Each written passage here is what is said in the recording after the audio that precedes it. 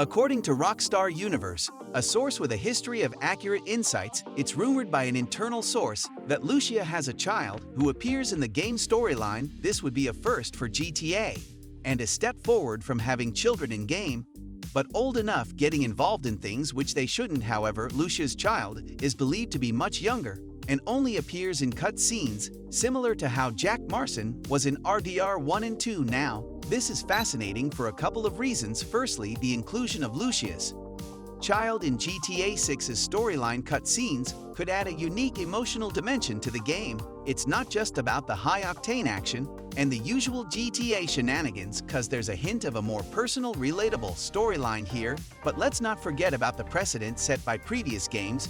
This isn't the first time a child character has been featured in a GTA game. Now the child we're talking about here is the newborn baby of Louise, Cassidy Williams, and Marty J. Williams, Mary Beth Williams. In the game, she is pictured as a very young child, often seen in her mother's arms. Her presence in the game is quite unique, as it's not common for the GTA series to feature children, especially newborns, in any significant role. Her mother, Louise, is a central character who gets involved with the protagonist, Victor Vance. Marty, her father, is the leader of a gang and is portrayed as an abusive husband. Mary Beth's character plays a role in highlighting the struggles of her mother. It brings to light themes of family protection and the impact of the criminal lifestyle on personal relationships. Let me know in the comments down below if you even remember about the appearance of such a character in the GTA Vice City stories. But she's not the only child in the GTA series. Another notable minor character is Jill Von Kenberg, who appears in GTA 4. Jill, by most sources, is only 12 years old during the events of the game. She represents a fascinating aspect of the series' depiction of minors, especially in the context of modern society's influences. She's a character that many interpret as a caricature of modern children, particularly those from wealthy and famous backgrounds who are depicted as growing up too fast. Jill's character and her family are featured in various in-game media like radio broadcasts and internet sites, where her precocious and adult-like lifestyle is described in a satirical manner. This includes attending high-profile parties, engaging in behaviors typical of adult celebrities, and being involved in scandals, all at her young age. Also, if we consider the Red Dead Redemption series, we've seen how a child character can be effectively integrated into a story. In RDR 2, Jack Marsten is a key character who influences the narrative and the protagonist's decisions. So as you can see, there weren't many kids in the GTA universe. The series, known for its mature themes and content, has generally avoided featuring children,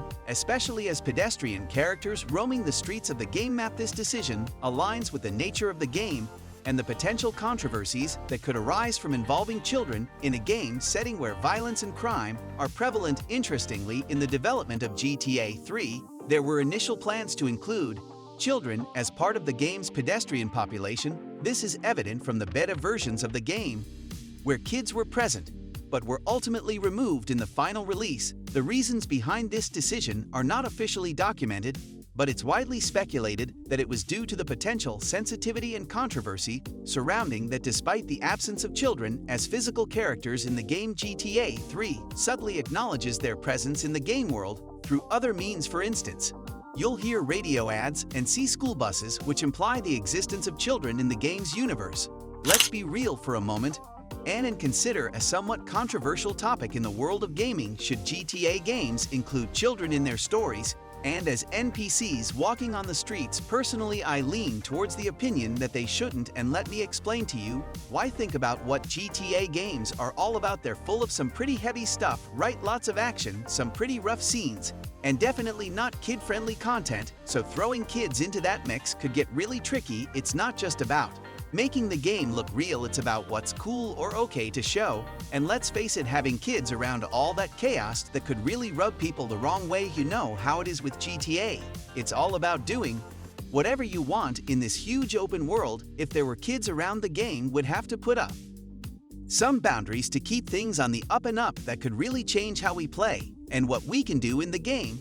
And isn't that freedom what makes GTA so much fun in the first place? Now, on the other hand, I get why some people might think adding kids could be a good move. It could make the game feel more like real life with more stories to tell and more ways to get into the game. Kids could bring a whole new side to the story, showing how the crazy stuff going on in the game affects everyone, even the youngest folks in the city. But getting back to the topic of Lucia's child, there's this rumor floating around on Reddit that's kind of lining up with what Rockstar Universe reported. It's all about GTA 6 plot, but remember, we should take this stuff with a grain of salt. Here's what this Reddit user posted.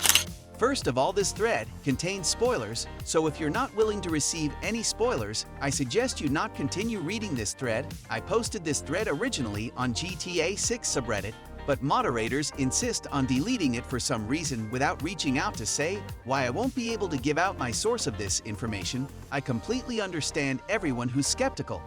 And I'm not just one more of those. A friend of a friend told me about this. Believe me or not, I have a reliable source that worked on the game.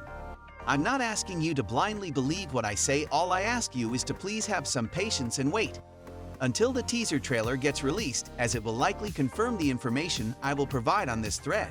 Also, please take everything I say on this thread with a grain of salt, as the game is still under development. The information I'll provide here might have changed over time. I strongly suggest you set reminders to check this thread again in the future.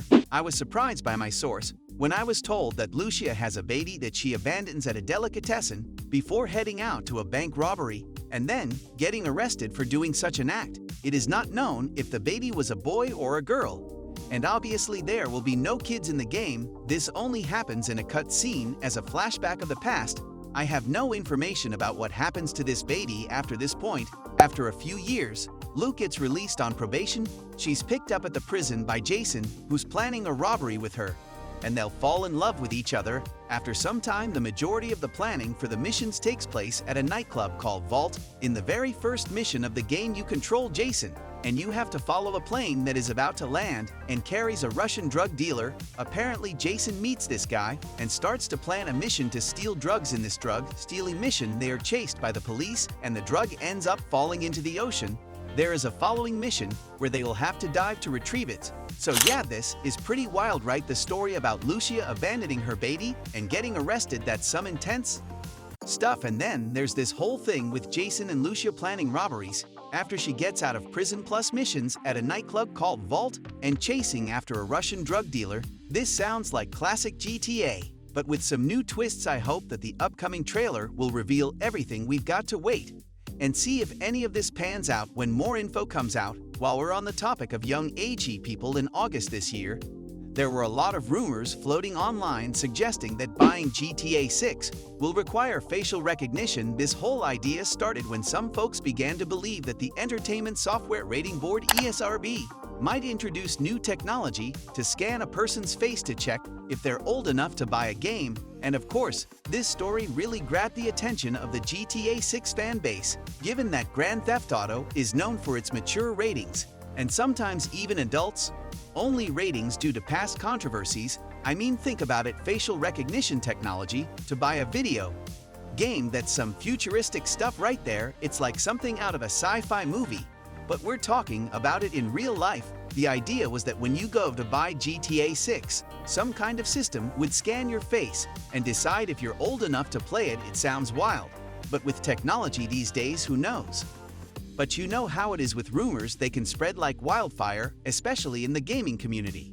This facial recognition thing had people split. Some were saying it's a great way to make sure kids don't get their hands on games that aren't meant for them. Others were worried about privacy and how this technology could be used or misused. Then, it turned out that this facial recognition system isn't actually meant for checking the ages of people buying games. The whole thing got a bit twisted along the way, and misinformation spread like crazy. PC Gamer shed some light on this by reporting the ESRB has released a statement clarifying that this technology does not confirm the identity of users, nor is it intended to scan the faces of minors to determine whether they're old enough to purchase particular games. It only uses images to determine the subject's age in order to ensure compliance with privacy requirements. So what was really going on here? It turns out that the ESRB is using this new tech for something totally different.